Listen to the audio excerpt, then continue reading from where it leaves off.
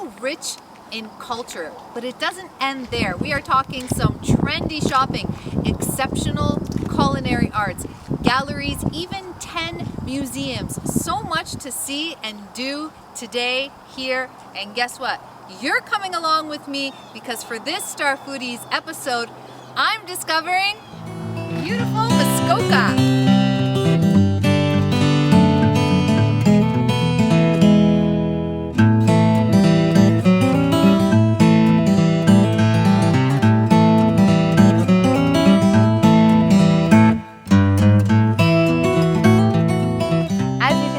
Audience at home, now it is a little bit darker than it was just a little while ago when we were exploring beautiful Muskoka. That means that we here are hungry at Star Foodies. It is time to chat about what we love most here on the show, and that is food. In this beautiful region that we've discovered, we've also discovered a hidden gem. It's Hidden Valley Resort, and the executive chef is about to join me here on Star Foodies to talk about his famous signature dish and a lot more. Welcome, Chef, to Star Foodies. Hi, thank you very much. So I'm dying to know about this signature dish. Well, it's a local inspired cuisine with the bala cranberries. Okay. And we have Arctic char and heirloom carrots and a multigrain couscous to go with it. So you had me at cranberries because so far on my beautiful journey here in Muskoka, that's all I'm hearing about is cranberries. So let's get down to all those details, but I think we should change locations. What do you think? I think we should. Okay, so stay with us. You're about to learn a lot more about food coming up. So it's Guy, not Guy. It is. Okay, Yes. so I read a little bit about you, and one of the things that I love the most, besides the fact that you can whip up some pretty awesome recipes like you were telling us before, is that you think that cooking with love is the most important thing. It is the most important thing. My motto is real food made with love. My very first season of Star Foodies, I filmed overseas in Athens, and I interviewed a mega star there by the name of Sakiruva. So he's a pop singer turned actor. You know what he said to me? The most important thing is cooking with love because the other person actually recognizes that. And when I read that about you, I thought, okay, I have to talk to you about that. Absolutely. So where did you get that from? Did you grow up with, a parent teaching you that? Well, I kind of I got it on the fly. I moved around Canada and I've cooked in different places. And the fundamental about food is it's real food, not this prepackaged stuff, but real food, quality food, and then cooking with love, where I learned that from my mother and my grandmother. Did you learn to cook first from mom and grandma? I watched them, yes. Okay, so that helped you a lot, I'm sure. Yes, it when has. you were in culinary school and so Absolutely. on and so forth. Okay, so you showed us that dish that you topped with cranberries. So far, my adventures in Muskoka, whenever I talk about food, people bring up cranberries. What is that correlation with Muskoka and cranberries? Well, we have the Bala cranberry marsh, right? Johnson's cranberry marsh, and so it's local food, right? And anything we get local tastes better, right? Yeah, So, we're pro-local. that's right, So that's why I wanted to dedicate these episodes here at Star Foodies at beautiful Muskoka. And so, of course, I've been trying food throughout the day, and after this segment, I'm going to sneak back in to your kitchen and try some of that too. So that's the signature dish that I'm going to try and remake in the kitchen after the commercial break. But I want you to tell me about some of your other popular dishes. Well, we have a beer battered pickerel, which is a local fish that I got a recipe from my mother, actually. Oh, I love that. Yeah, so I everywhere I go, I bring that beer battered pickerel with me. Aw. So can we find that, like all your faves, can we find them at Hidden Valley Resort, or are they like more seasonal? I cook to season, keep it as fresh as possible. And with the pandemic, we had to shorten our menus up. Okay. Because it was harder to get product. And Absolutely understandable. Yes. But we're still doing well. We're still rolling. We're filming Star Foodies. You're serving your guests. So life goes on. Absolutely. So you caught my attention right now when you said you cook per season. You know what I would love is I've never asked this of any chef. Can you give me like a favorite dish per season? I'd love to know. With summer season, right now everything's coming. We got fresh tomatoes, fresh cucumbers, fresh lettuce. So everything with salad. I love in the summertime having anything grilled on a salad, whether it be steak, chicken, fish, portobello mushrooms. That's you name my it. that's my fave, chef. If you have a good portobello mushroom grilled, for me it's like a steak. even better during the summer season. Okay, so we've gone through summer. Give me something for fall, because fall is right around Fall the is corner. harvest time. Fall is one of my favorite times to cook because everything's coming to bounty, right? Okay. So you name it, you know, zucchini, all Love kinds that. of root vegetables. You cook a lot with Ouch. pumpkin at all during that season? I do actually. I make a wicked butternut squash and pumpkin bisque. Oh, we have so much in common because butternut squash is one of my favorite desserts. So I eat it as a dessert with like honey. Okay. Do you do that? No, but Okay. I'll try it. That's my very own. Okay, so take me into winter now. Give me something for winter. Because Well, we're all winter- seasons yeah, here basically That's in Muskoka, right. right? So winter is like, you know, stews, braised foods, briskets, you name it. Okay, very Slow good. cooked, lots of root vegetables. A few extra LBs? That's right. Okay. Exactly. And how about spring? And spring, well, you know, you got Ontario fresh strawberries and asparagus and comes in as well, and it's just delightful. We have a little bit of everything in Ontario. We do. I'm learning so much from just doing a few episodes here in beautiful Muskoka. So you told me originally you're from North Bay. Yes. What's the biggest difference, like food-wise, that you've noticed being out here now? Is there a big difference? in Oh, what there you is, cook? because now we have a world full of foodies, right? Yeah. So people know what they like, and they know what's out there. It's not your steak and potatoes anymore. It's a lot more on the plate and on the palate, right? The Actually, taste. yeah, you took the word out of my mouth. So people have like a more refined palate. They do. Are yes. do you find like their standards are higher now? Well, yes, but that's exciting for me. Yeah. So I can be as creative as I want, right? Yeah. So I have, dinner features and pasta features, and I can just go to town right now because people they'll make that leap, and before they would, if it wasn't a bolognese sauce, they wouldn't take it. But now I could, put my goat cheese in there, and they embrace fresh that. They embrace that. and Okay, it's- wonderful. yeah. So what can we expect here? Anything new coming up here at Hidden Valley Resort? Can we see you in the fall season here? Absolutely, I'll be here for your dining and dancing pleasure. You heard that straight from Chef Guy. Thank you so much for joining me today. And right now I'm heading to commercial break, and after that I'm heading into the kitchen to make your dish. Can you give it to me one more time?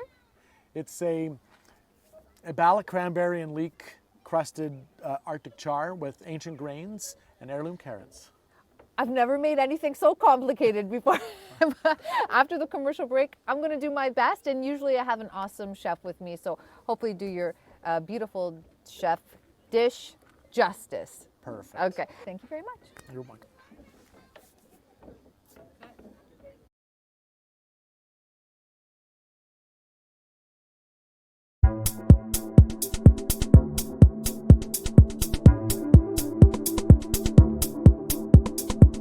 Chef Jeremy, welcome once again. Great to be here. I told you we'd meet again over cranberries. And the cranberries are ready too. The cranberries are ready. So we just had a beautiful time in Muskoka. Thank you so much, Tourism Board of Muskoka, and of course, Hidden Valley Resort in Muskoka, where I spoke to Executive Chef Guy Bedard, who gave me this Beautiful. recipe. Now you can find this recipe, of course, in Muskoka, Hidden Valley Resort, but this is the first time I'd heard about Arctic char. It's a great fish. I Yeah, love it. Yeah. you familiar with it? I am. I've had it many times. It's great because it just has a really beautiful texture to it. Sort of in between like a trout and a salmon. Exactly, and it's a cold water fish. It is. So it's not too fishy and just has a really nice flaky consistency. And we're gonna get our omega-3 fatty acids from it. That I've which been is learning about. fantastic. So we're gonna start off making our ancient grains. Okay. Which is quinoa and a whole mixture of others. Basically, it's heirloom grains. Very, very big right now, very healthy. Right, and yeah. the texture is just great too. Yeah, okay. Yeah, so I've got a mixture of half water and vegetable stock. Okay. So I'm just gonna put it into my pot and get this on hot. And then I'm gonna add in our ancient grains. Okay. And It looks like bird food. some people would call it bird I food. just had to add that in there. I know. Listen, I've been eating more of my greens and grains and doing more of that vegan lifestyle, but Yep. I didn't expect it to look like this. It's a beautiful combination, and it's always nice. I mean, you want your food to look great, so Yeah. it's great to have all those colors and different sizes. So. And I'm hoping this expands It does expand just a little bit. just a little bit. But yeah, Okay. but it's going to have huge flavor. That's the big expansion. Well, most important for us. Okay. Absolutely. So while that's going, we're going to do a nice little sort of, not really a marinade, but I just want to dress the fish a little bit. Okay. Biggest thing about dressing your fish is you don't want it to do it for too long. 20 minutes is about the maximum.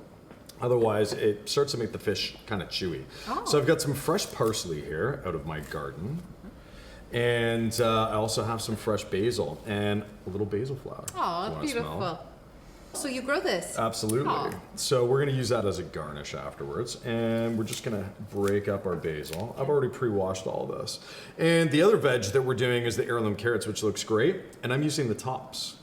Okay. And this adds some great flavor, so don't discard the tops of your carrots. Okay. Use them for salads or for adding into rice or your quinoa. So are we so we're gonna add this in the marinade? Actually, so I'm gonna be putting this in with our clarified butter.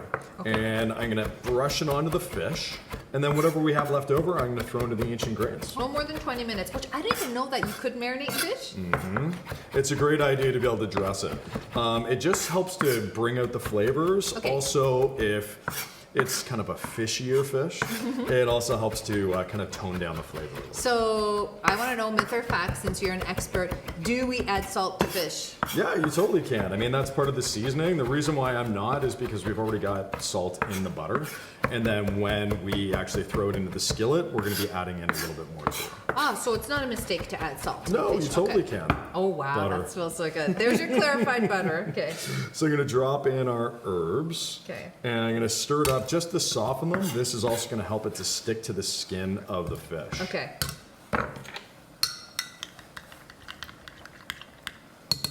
Add in a little bit of salt, just a There's little our bit. pink Himalayan salt that we learned is good for our belly fat. I Very taught you good. that last You episode. did. And you know what? It's shrinking. It's helping. Thank you. Well, you don't have a problem. You're in good shape, but you know, we could all use a tune-up, right? Well, you're making my wife happier, that's for sure. So I'm going to turn this down to simmer. And this is going to take probably about another 18 minutes. Oh, okay. So we need to, the quinoa, I think when I first started making that, my mistake was I didn't boil that long enough. Then it was really hard. Yeah, exactly. Yeah, which is not so fantastic. Yeah. You want it to still have great texture, but also to be not too chewy. Okay. Yeah. So I'm just going to stir this up a little bit more. Okay. And then we're going to brush it onto our Arctic char. Okay. Both sides, chef? No, just the meaty side. So when you're buying Arctic char, it always has skin on the bottom. And this will be nice and crispy when we cook it up. So I just learned that the skin is actually where you get all those good omega fatty acids. And you eat the skin. Okay, so Yeah. that's important too. It is, yeah. Not a lot of people know that about Arctic char, but it makes it great. And so when you're throwing it on the barbecue, make sure you've got a metal spatula to be able to pick it up, flip it down when you're finishing it off, Okay. and keep the skin on there. Keep that skin on, okay. Absolutely. So this guy is going to be pretty good, and yeah, and then we'll finish up with the quinoa. Okay.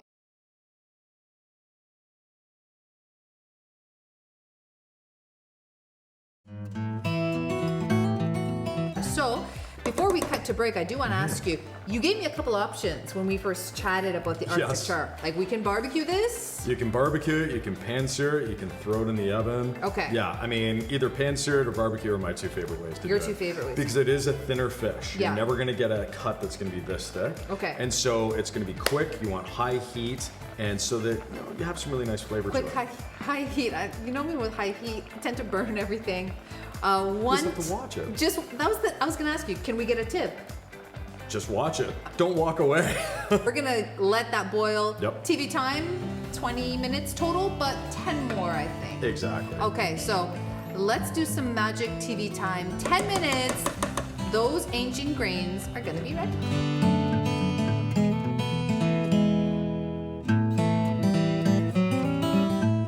Okay, so the quinoa looks really good. It does. Smells While that was cooking, you gave me some awesome tips because I saw it reducing. good. Yep. And that's how you know when it's totally done. So it's going to be 1 cup of quinoa to 2 cups of any kind of liquid, so whether that's stock and water or just water. By the time it reduces down, stir it up a little bit, you're good to go. And now it actually looks fluffy and beautiful. So what do we do with it now? So now you are going to pour in the cranberries that I've been soaking in Canadian whiskey. Oh, beautiful. Of course, we cannot have a recipe from Muskoka without cranberries. If you have not been to Muskoka, there's a beautiful cranberry marsh there. All right, so how many is this, by the way? I didn't ask you. Pour it right in. That's about 1.5 cups. And so I use dried cranberries and then let them soak up with the alcohol. And then you are going to reserve this, keep it nice and warm. Okay. And then bring over the skillet for the fish. All right, so off I go and I'll be back with your skillet. Done and done. Voila. Boom. Okay. So let's get this heated. Just a little bit of herbed olive oil. All right, so we gotta talk olive oil, Yeah, for okay? sure. We do a lot of Mediterranean cooking. So why butter over olive oil? So butter has a lower boiling point and you don't want it to burn. So by adding in the olive oil, it allows you to be able to play with the temperature a little bit more, especially when you're cooking fish or any kind of protein. So that's why we do that. Okay, good tip. Especially with the skin going down.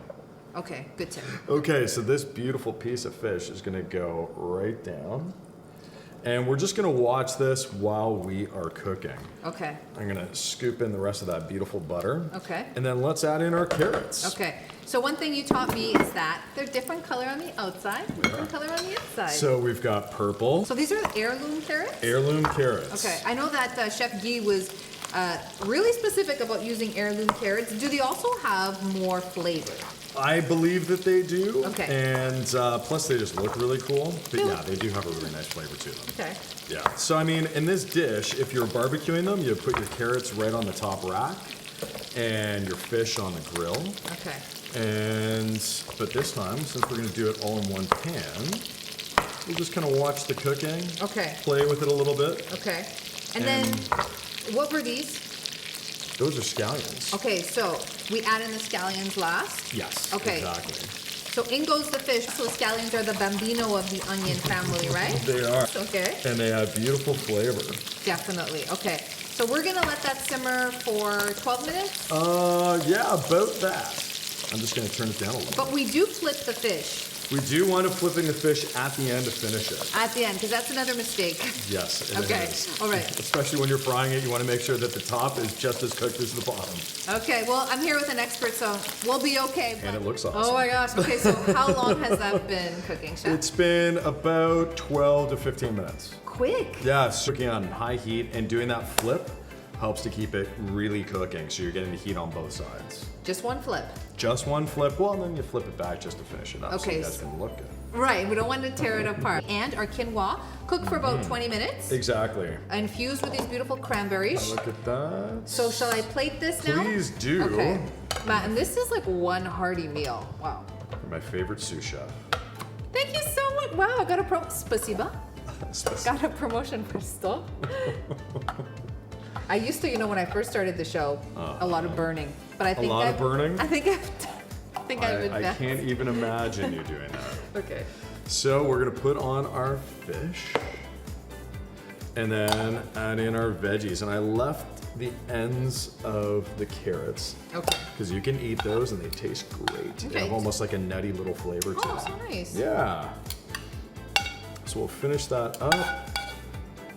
Add a little bit of the drizzle, a little drizzle to bring all the flavors together. I think you did Muskoka proud. I The hope so. entire region, I hope Chef. so. I hope so. It looks beautiful, it smells beautiful. I really want to thank Muskoka Tourism, Hidden Valley Resorts in Muskoka, and of course, Executive Chef Guy Bedard for this beautiful recipe. Arctic char, ancient grains, heirloom carrots. Yes. You ready to eat? Absolutely. I'm thanking the most important person of the day, Chef Jeremy. Thank you very much. It's been a pleasure.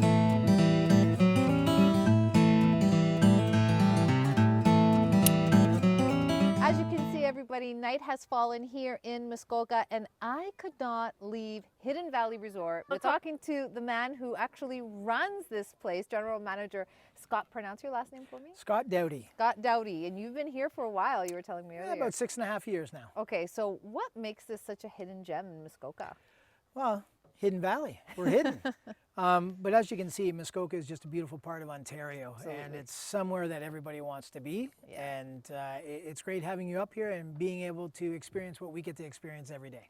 It really is a pleasure, and I loved being here because it was so close to home for us, which is Toronto. Yes. But it literally felt like we were so far away.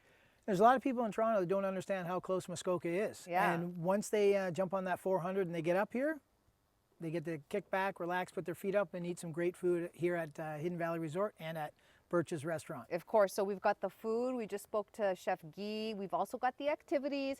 It's dark, but there are still activities going on behind us. So tell us about all the activities here at the resort. So a lot of the activities we have here is we have our indoor pool, our hot tub, our sauna, our fitness area. We also have our outdoor pool, along with behind us here you can see our tennis courts. We have a basketball court, and then also our waterfront. Our waterfront, we have our canoes, our kayaks, our paddle boards, our paddle boats, and a beautiful beach for the kids to, just relax and play in the water. So indeed, this is a one-stop shop for family vacation and singles too. 100%. We have couples, we have families, and we have single people that come up here and stay with us. Okay, so you don't need to go down south anymore. You can just check out. I don't understand why you want to get on a plane and go 5 hours when you can drive 2 hours north and you could be here and enjoy what you can enjoy down south. So you also told me earlier that you can come and enjoy all year round because you're basically all season. There's something cool happening here during every season, right? Yeah, so during the winter season, one of the things that we do here is we actually have a polar bear dip. And the polar bear dip is actually right off to the side of our docks here. Yeah. And with the polar bear dip here just off the side of our docks, we cut a big hole out on New Year's Day. And then what we do is we have anywhere from about 30 to 60 people that actually jump into the water. And it's really cold, so maybe we'll get you back up here for that. So I knew you were going to do that. I was trying to look at Rohan, director. I'm the first one that goes in. I'm the one that cuts the hole. Really? I'm the first one that's in every year. And it's actually something that we do to raise money for community living here in town. Okay, so I was just going to ask you that. So it's for a good cause. So basically, we jump in this giant ice hole. Yes. And we raise money that way. We do. Are they like pledging? Are they giving us pledges? Yeah, so everybody pledges before, so you don't actually have to jump in to do it. You can actually just jump in and be a part of it, or you can actually just donate money to it as well. Okay, and when does that happen? Yeah. I'm getting all the details right now. New Year's Day. Oh, New Year's Day. January 1st. So after a few beverages in the evening and not feeling so good in the morning, we wake you up at around 11 o'clock with your jump. Is that something exclusive to this resort? Does that happen in Muskoka? It happens in Muskoka, but really right now the only place that it does happen is right here. Thank you so much for your hospitality here at Hidden Valley Resort. Well, wonderful, and thank you for coming, and we'll see you January 1st. Do you want to give me for the polar bear dip. I knew he was gonna. Oh yeah. I knew you were gonna get me into that. And your crew as well. Did you? So am I officially signed up? Yes, you're in. Okay, let's do a cyber high five. Okay. Cyber-ish. Bang. Okay, everybody, you're gonna see me here jumping in, what do I call it? Polar dip? It's called the polar bear dip, yes. Okay, polar bear dip, January 1st, 2021.